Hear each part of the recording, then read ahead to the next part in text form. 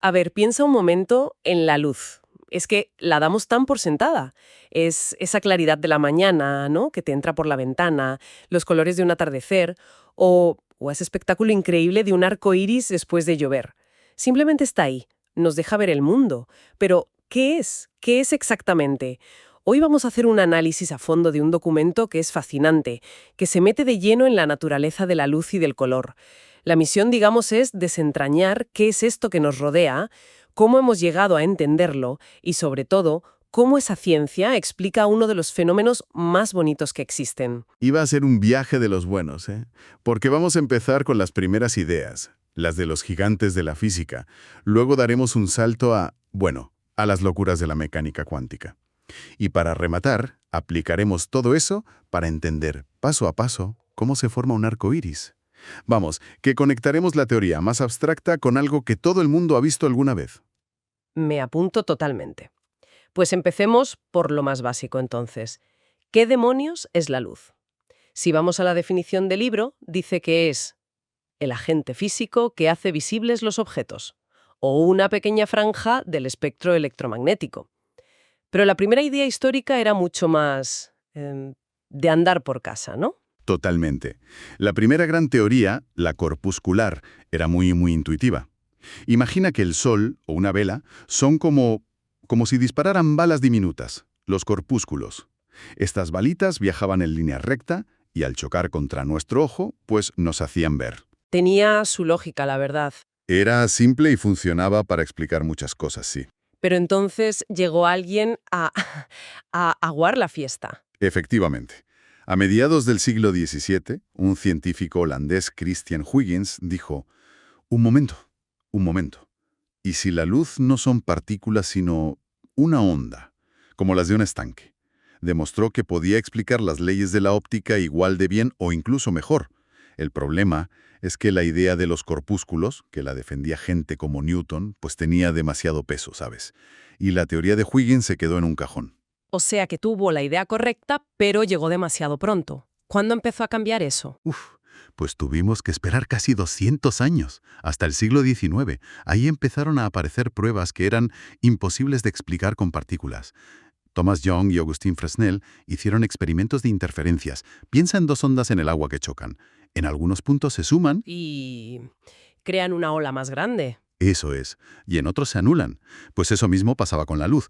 ¿Cómo iban a hacer eso unas balitas? Claro, no tiene ningún sentido. Y la puntilla llegó con un experimento de Léon Foucault.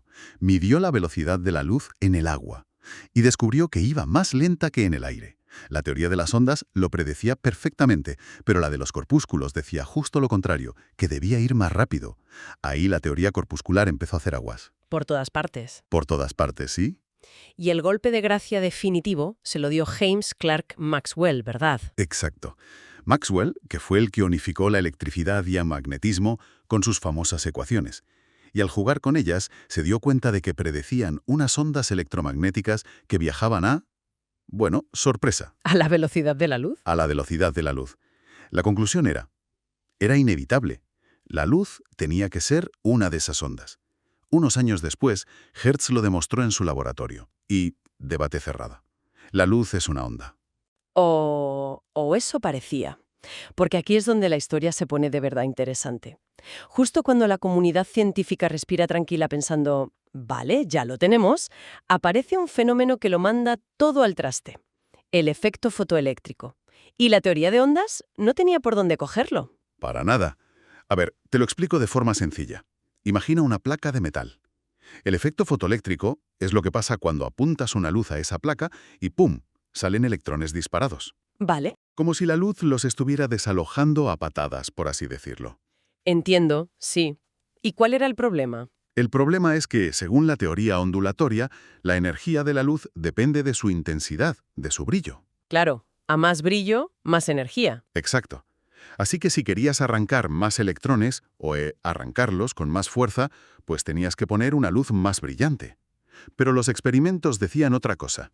Podías poner el foco más potente del mundo, que si la luz no tenía el color adecuado, la frecuencia correcta, no salía ni un solo electrón. Vaya. Era como si necesitaran una llave específica para salir, ¿sabes? No valía con aporrear la puerta con más fuerza. Y aquí es cuando entra en escena el genio de Albert Einstein. El mismo. En 1905, recogiendo una idea de Max Planck, propuso algo que sonaba a herejía en ese momento. Dijo: ¿y si la energía de la luz no estuviera repartida por toda la onda, sino concentrada en paquetes, como pequeños proyectiles de energía?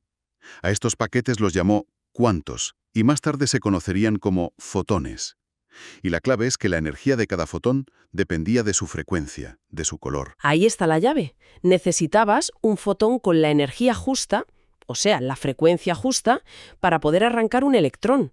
Daba igual cuántos fotones de baja energía lanzaras. Exactamente. De repente, todo encajaba. Pero claro, esto nos dejaba en una situación rarísima. Entonces, ¿qué es la luz? ¿Es la onda de Huygens y Maxwell o son las partículas de Einstein?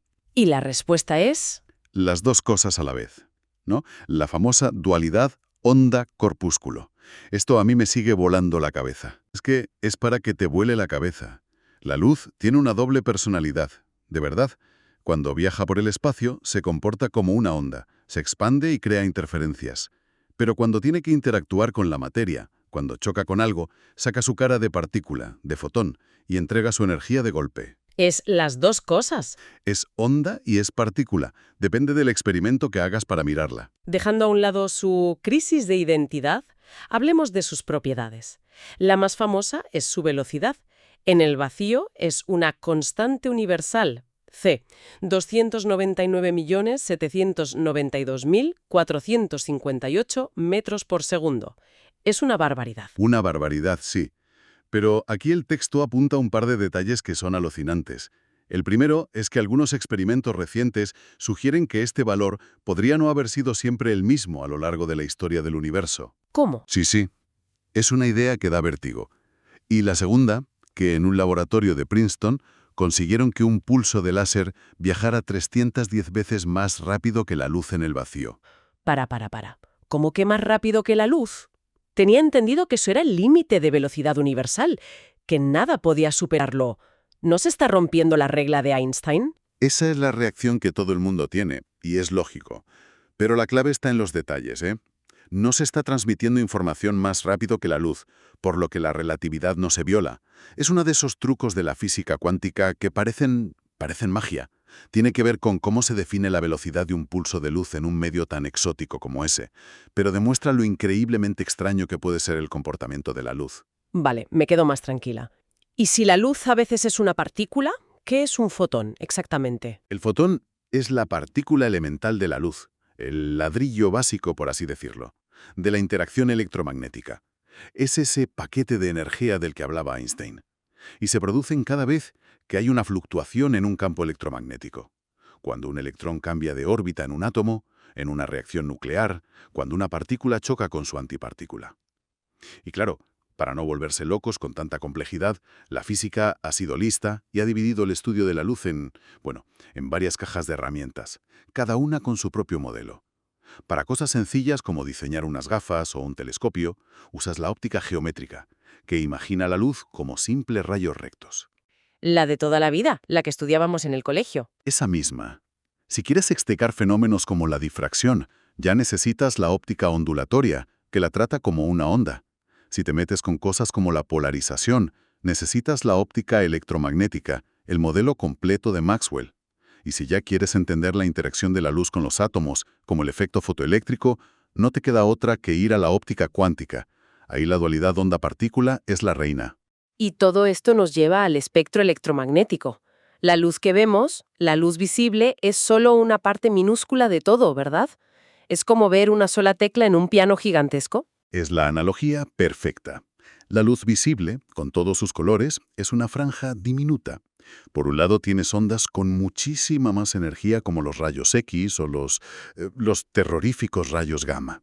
Y por el otro, ondas mucho más tranquilas, como las microondas de la cocina o las ondas de radio. Pero en el fondo, todas son primas hermanas. Son ondas electromagnéticas, solo que vibran a un ritmo diferente. Vale, creo que ya tenemos todas las piezas del puzzle. Ondas, partículas, reflexión, refracción. Estamos listas para montar la joya de la corona de la óptica, ¿no? El arco iris. Vamos a ello. Y es que el arco iris es el gran escenario donde todas estas ideas actúan juntas. Durante milenios fue un misterio, algo divino. Los griegos creían que era la estela de la diosa mensajera, Iris. Hasta que llegó Newton, cogió un prisma y demostró que la luz blanca del Sol, que parece no tener color, en realidad es una mezcla de todos los colores. Y la naturaleza lleva haciendo ese mismo truco con millones de gotas de lluvia desde siempre. La clave, por lo que veo en el documento, está en un ángulo muy concreto. Ahí está el gran descubrimiento de Descartes en 1637. Se dio cuenta de que por la forma en que la luz interactúa con una gota de agua esférica, la mayor parte de la luz que nos llega sale de las gotas en un ángulo de unos 138 grados respecto a la dirección del Sol. Ah, Y esto explica algo que todos sabemos por experiencia. Para ver un arco iris, el Sol siempre tiene que estar a nuestra espalda. Siempre. El centro del arco iris está en el punto exactamente opuesto al Sol en el cielo. espera un momento, que me cuesta visualizarlo. Un rayo de luz entra en la gota y... ¿Y qué pasa exactamente ahí dentro? ¿Rebota como una pelota de pinball? Ja, es una buena analogía, pero es un poco más ordenado. Imagina un proceso en 3 actos. Acto primero. La luz del Sol entra en la gota. Al pasar del aire al agua, que es más densa, se frena y cambia de dirección. Eso es la refracción. Vale. Acto segundo. El rayo viaja hasta la parte de atrás de la gota, y ahí se refleja, como en un espejo curvo. Ajá. Y acto tercero. El rayo vuelve hacia adelante y, al salir de nuevo al aire, se vuelve a refractar. ¿Y la magia de los colores? ¿Dónde aparece en todo ese viaje? Aparece en el primer y tercer acto, en las refracciones. Resulta que el agua no frena a todos los colores por igual. Frena un poquito más al color violeta que al rojo. Es una diferencia minúscula, pero suficiente. Es suficiente para que cada color se desvíe en un ángulo ligeramente distinto. El rojo sale en un ángulo y el violeta en otro, un poco diferente. Ya veo. Entonces, cuando miras al cielo, tus ojos recogen la luz de millones de gotas. Las que están en la posición correcta te envían el rojo. Las que están un poquito más abajo te envían el naranja y así. Sucesivamente. Por eso vemos los colores separados y formando un arco perfecto. Mientras leía sobre esto, me encontré con un detalle que nunca se me habría ocurrido. El tamaño de las gotas de lluvia cambia por completo el aspecto del arco iris. No tenía ni idea de que eso influyera. Es un detalle genial, sí. Si las gotas son muy pequeñas, de menos de 1 milímetro, la difracción se vuelve importante y los colores se mezclan, creando un arco iris muy pálido, casi blanco. Pero si las gotas son grandes, bien formadas, los colores que producen son increíblemente vivos e intensos. Y aquí es donde viene la conexión que me ha volado la cabeza. ¿A que no adivinas cuál podría ser el origen de la leyenda de la olla de oro al final del arco iris? A ver, Pues precisamente eso. no me digas. ¿Sí? Cuando tienes gotas muy grandes, la intensidad de los colores, sobre todo del rojo y el amarillo, justo donde el arco parece tocar el suelo, puede ser casi deslumbrante. Qué bueno. Es una conexión fantástica entre la física de la dispersión de la luz y el folclore popular. Es alucinante. Y además, no hay solo un arco iris. A veces aparece un segundo arco por encima, ¿no? Sí, el arco iris secundario es más débil y tiene los colores invertidos, con el rojo por dentro y el violeta por fuera. Se forma por un proceso muy similar, pero con un rebote extra. La luz se refleja 2 veces dentro de la gota antes de salir. Ah, por eso es más débil, claro. Así es. Por eso es más tenue, porque en cada reflexión se pierde algo de luz. Y por eso aparece más arriba en el cielo. De hecho, teóricamente, podrían existir arcos terciarios y cuaternarios, con 3 y 4 reflexiones, pero son tan débiles que es prácticamente imposible verlos. Hay una idea que a mí me parece la más fascinante de todas, la que más me ha gustado. Y es que el arco iris no es un objeto, no está en un lugar fijo, es una ilusión óptica, un fantasma. Es la parte más poética y a la vez la más rigurosamente científica del asunto. Cuando miras un arco iris, lo que ves es la luz que está siendo dispersada por un conjunto muy específico de gotas que están en el ángulo perfecto entre tus ojos y el sol. La persona que está a tu lado, a solo unos metros, está viendo un arco iris formado por un conjunto de gotas completamente diferente. O sea que Por eso nadie puede llegar al final del arco iris. No está ahí. Es una relación geométrica personal entre el sol, las gotas y quien observa. cada persona ve su propio arco iris. Exactamente. Cada quien ve su propio arco iris. Es una idea preciosa. Y esto me lleva a la última pregunta.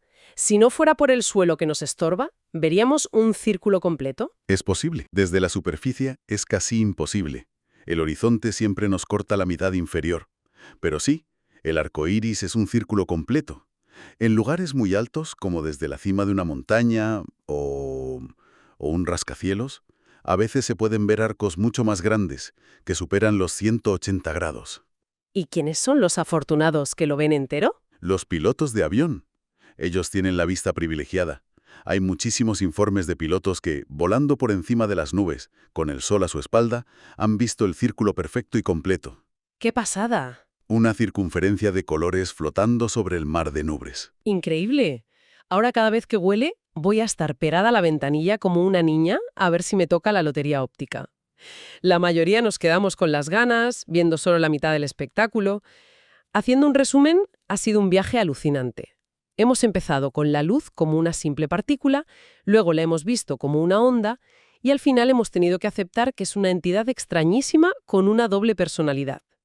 Y hemos visto cómo toda esa física, tan compleja desde la refracción a la mecánica cuántica, se une para pintar en el cielo algo tan ordenado y tan bello como un arco iris. Y para mí ese es el punto clave. Entender la ciencia que hay detrás no le quita ni un ápice de magia. Al contrario, le añade una capa de asombro que es, si cabe, aún más profunda. Pensar en los billones de gotas de agua que hay en el aire, cada una ejecutando a la perfección las leyes de la física para crear esa imagen colectiva que solo existe para tus ojos. Es maravilloso. Es una demostración de la elegancia silenciosa con la que funciona el universo. Pues para cerrar, lanzamos una reflexión. Después de este análisis, la percepción de un fenómeno natural como el arco iris se ve alterada. Saber cómo funciona aumenta su belleza o la transforma en otra cosa. Y esto nos lleva a pensar cuántos otros espectáculos cotidianos que damos por sentados esconden una física igual de fascinante esperando a que nos paremos a observar.